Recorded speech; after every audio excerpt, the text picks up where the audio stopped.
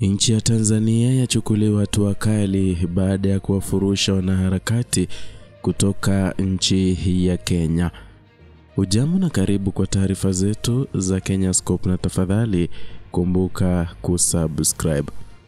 Mzozo wa kidiplomasia kati ya Tanzania na baadhi ya viongozi wa Kenya umechukua mkondo mpya baada ya taarifa kuibuka kuwa hatua ya kwanza ya kisheria kuchukuliwa dhidi ya mamlaka ya Tanzania kufuatia madai ya kufurushwa kwa viongozi wa Kenya na ukandamizaji wa haki za binadamu. Shirika la East Africa Law Society EALS linadaiwa kuwasilisha malalamiko rasmi dhidi ya serikali ya Tanzania kutokana na matukio hayo yanayoendelea kuvuta hisia kali katika eneo la Afrika Mashariki. Taarifa hizo zinajiri siku chache baada ya aliyekuwa jaji mkuu wa Kenya Daktari William Tunga pamoja na wanasiasa mashuhuri wa upinzani akiwemo Martha Karua kuripotiwa kufurushwa kutoka nchi ya Tanzania.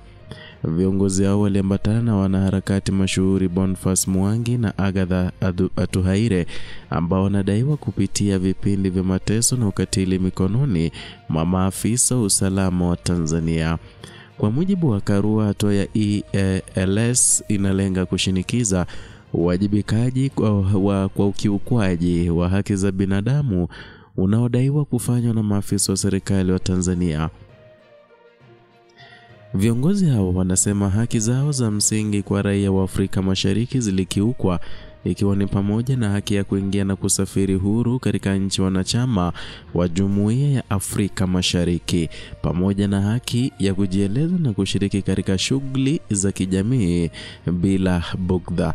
Na kwenye mahojiano ya hivi majuzi na kituo cha televisheni cha K24, Karua alieleza kuwa wanaomba jamii ya kimataifa iingilie kati kwa kuchukua hatua dhidi ya wale wanaodaiwa kuhusika na visa hivyo vya utekaji, mateso na ufisadi wa haki.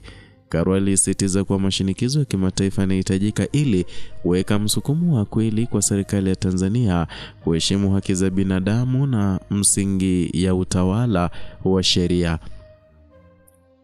Hata hivyo, mamlaka ya Tanzania imeendelea kupinga vikali madai hayo, ikikanusha taarifa za kuwatesa wanaharakati waliotajwa. Serikali ya Tanzania imekuwa ikisema kuwa hatua ilizochukua zilikuwa kwa mujibu wa sheria zake za kitaifa, huku ikieleza kuwa hakuna vitendo vyovyote vya ukiukaji wa haki vilivyofanyika. Malalamiko haya yameibua wasiwasi mpana katika kanda, huku mashirika ya kutetea haki za binadamu na wachambuzi wa kisiasa wakielezea hofu ya kuongezeka kwa vitisho dhidi ya wanaharakati na viongozi wa kiraia wanaopinga mifumo ya kiutawala yenye ukandamizaji. Kwa sasa macho yameelekezwa kwa hatua itakayofuata kutoka kwa East Africa Law Society, na iwapo mashinikizo hayo yatachochea hatua za uwajibikaji dhidi ya maafisa wanaodaiwa kuhusika na matukio haya ya kusikitisha.